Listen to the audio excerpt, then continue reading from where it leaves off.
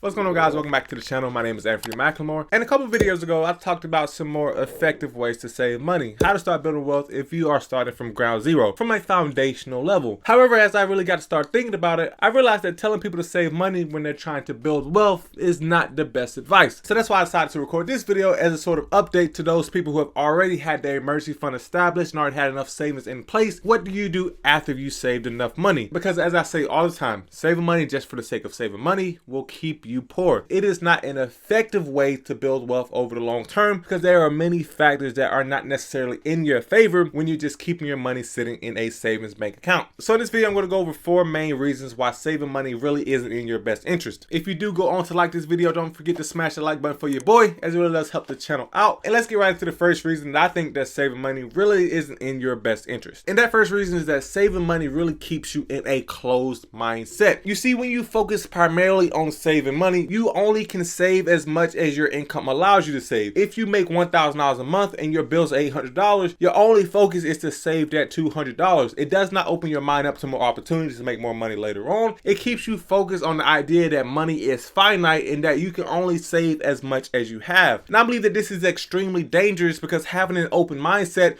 will open the door up to many opportunities to make more money, much more than the money that you can save from your simple 9 to 5, and you can really expedite your wealth building process by keeping an open mind. Now, keeping an open mind comes in many different forms. It could be finding ways to make more money throughout the day, whether it's taking online surveys or door dashing after hours, or even starting a side hustle / side business that can generate revenue for you over a long-term extended period of time. And when these things compound, I guarantee you that the amount that you're able to save or invest will be much greater than what you would have been able to save had you not had an open mindset and you only focused on how much money you're making from your 9 to 5. And this is also dangerous as well because you have no control over when that income source will stop flowing. If a job finds you no longer useful, they can fire you at any moment's notice and you will then lose that income stream entirely. Whereas with an open mindset, you can build multiple income streams where if one of those income streams fail, you can then rely on the other income streams to support it as you go on in time. But what if you say, Anfernee, I have a good job. I've been working this job for 5 or 6 years and I don't think I'm going to lose this job anytime soon. It pays me well enough where I have enough extra money to save. And what is the real danger other than losing my job of putting that money in a savings account? Where if you came up to me and asked me that question, I would then say your next biggest risk is inflation risk. So first and foremost, inflation is basically the rate that your money devalues or depreciates over time. Historically, this has been anywhere from 2 to almost 10%. This means that at the beginning of the year, if you have $1, at the end of that year, that same dollar will be worth 98 cents in terms of what you can buy with that same dollar. And the danger with inflation is that it is somewhat exponential. 2% compounding 2% over time is an incredible amount of devaluation, especially if you have a large sum of money. Now, you may say that you can counteract inflation with your bank's interest rate, but typically, and not of any banks that I know of, banks don't offer rates above 0.01%, especially not nearing anywhere from 2%. So likely, if you're keeping your money in a savings account, you will then be losing value over time on the amount that you can buy with that same dollar amount, and overall, you'll be actually regressing in terms of your actual net worth balance. So a way that you can counteract this if you do have a steady job is that instead of focusing on putting your money in a savings account, if you do have a lot of extra income that you need to save somewhere, you can then park that money into an investment account, put it in a Roth IRA so that you can access it easily, or put it in an individual brokerage account where you can buy index funds, and with those index funds, they will typically grow at a rate of 7 to 8% over a year, far outpacing the rate of inflation on average, and that way you will be building your net worth with that same dollar amount that you would have saved. And the same thing applies here with that invested money. It will also compound over time, so rather than compounding in a negative way due to inflation, you'll be compounding your positive net worth by having it invested over a long-term period of time. If you watch any other YouTube video, this is probably one of the biggest reasons they tell you not to save money, is because inflation eats at your purchasing power. You can see the power of inflation today by imagining how far $1 would have went in the 1920s. If you had $1 back in the 1920s, you could have bought almost a whole family's worth of groceries for a week, whereas $1 here in 2021 will barely get you a candy bar. So looking at that, you can really see the dangers to inflation, especially if you have money that you won't need for a long-term period of time. If you won't need it in the near future, then the most logical thing to do is to invest it somewhere that gets you a return that outpaces inflation. And this point sort of leads into the third reason why you shouldn't be saving money, and that's because you lose the opportunity cost to have that money invested. Now, on this channel, you will hear me talk a ton about index funds. Index funds make up almost 95% of my portfolio, and that's my favorite passive investing strategy because you get a slice of the overall economy without subjecting yourself to unnecessary risk in terms of picking individual stocks and trying to make a return that way. However, However, there are also alternate investment options that you can do instead of saving your money. You can do things like investing in real estate, or you can even buy bonds that have a discount rate that is higher than the pace of inflation. And just because you hear me talking a lot about index funds, don't think that that's the only way you have to invest. This is really where financial literacy comes into play, and you just need to find out what investment strategy makes you most comfortable, where you feel the most comfortable putting your money, and then dive into that full force so that you can start building wealth over time. Saving money may feel like you're building wealth because you can see that account balance increasing over time, whereas it's really almost like buying a car where you put some money down to buy it in the beginning, but it loses value over time. And that's really the scary part about savings account. Although your account balance may be increasing, your purchasing power is actually decreasing, so the amount of stuff that you can actually buy is less than the amount that's actually in your account. And then let's move on to the last reason why saving your money is not really a great idea. And this last reason is that a savings account doesn't have any longevity. In order to understand this, I have to put it as an example. With an investment account that grows at 7% annually, you're typically allowed to draw 4% from that investment account if it grows at 7% for the rest of eternity, because you will never withdraw more than what you gain if you only withdraw 4%. However, with a savings account that loses 2% due to inflation every single year and only earns 0.01%, if you withdraw any amount of money from that savings account, you will be withdrawing the principal from that money. With an investment account, you're only going to be withdrawing the interest, but with a savings account, you are immediately touching the principal as soon as you pull money from it. And when you start taking principal payments from your account, that reduces the amount that compound interest can work in your favor, and it also reduces the amount of interest that you earn, which will slowly cause your account to dwindle over time. Now, this may make obvious sense, but which one would you rather have? Would you rather have an account that you can take 4% from annually and you can do that for the rest of your life? Or would you rather have an account that you can take $500 from every single year, but you can only do that for 20 to 25 years? Personally, I would take the account that I can draw 4% from, because even if that account grows to $10 million,